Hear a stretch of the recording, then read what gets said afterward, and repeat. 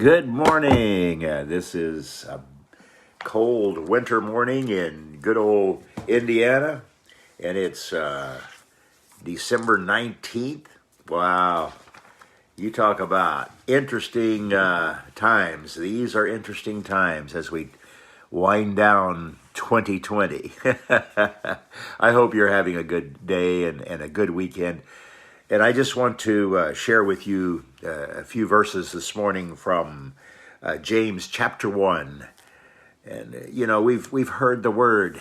We've been hearers of the word, but the question is, are we doers of the word? And he sandwiches that between two descriptions of how to be a doer of the word. So we're going to read what's in the sandwich first, and then we will read some of the how-tos.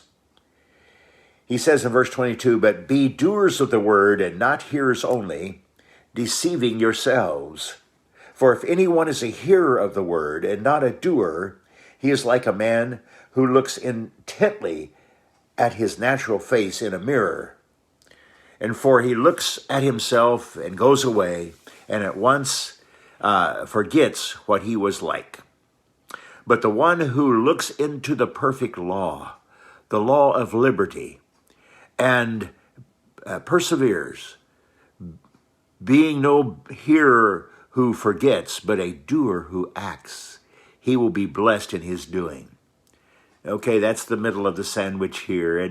And we've all looked in the mirror, and if we see some kind of a blotch or something that needs to be wiped off or needs something to cover up, we take care of that, and we get our face and our body in shape that way, don't we? But see, so many people hear the word, look into the mirror of the perfect law of Christ, and don't do anything about it. And so there is definite instruction here for us to be doers of the word, not hearers only. Now, let's look at the top piece of the sandwich here in verse 19 beginning. He says, "Know this, my beloved brothers, let every person be quick to hear, slow to speak, and slow to anger. For the anger of man does not produce the righteousness of God. Therefore, put away all filthiness and rampant wickedness, and receive with meekness the implanted word, which is able to save your souls." So that's some of the how-to there. We've got to learn how to be quick to hear and slow to speak and slow to anger. Oh, that's hard sometimes, isn't it? But that's what God wants us to be. He wants us to have self-control. And that's part of the fruit of the Spirit, is being able to control ourselves. Being a doer of the word means that we seek after the fruit of the Spirit and desire to do what is right. Love, joy, peace, patience, gentleness, goodness, faith, meekness, temperance, self-control. That's the one we were talking about here. These are things that we are to seek after as doers of the word. And then the bottom part of the sandwich is found in verse 26.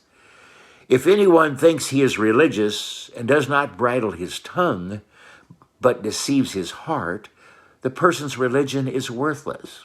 Tongue control, part of being a doer. Religion that is pure and undefiled before God the Father is this: to visit orphans and widows in their affliction, and to keep oneself unstained from the world. Reach out and help those that are in need, he is saying here. Help them and take care of them. Don't just talk about, "Oh, my sister so-and-so sure needs some help." No, don't just talk about it. Go do it. Go help sister so-and-so. Help her to have her needs met. And the same with those precious little orphans. Oh, my. It's always beautiful when I visit the mission that I help direct in the Philippines. We have a children's home there, and we go see those precious little children who have no parents but have wonderful, caring caregivers. And it's so precious to see their needs being met, even though there are no parents there to help them out. Oh, I hope today that you can see that we need to be doers of the word and not just hearers of the word. He wants us to do the right thing. Oh, may God bless you with a wonderful weekend of doing and resting and whatever is needed on the weekend. And may this Christmas week be a marvelous week for you. And we'll be tuning in with you next Saturday for a post-Christmas devotion. God bless you and have a wonderful day in the Lord.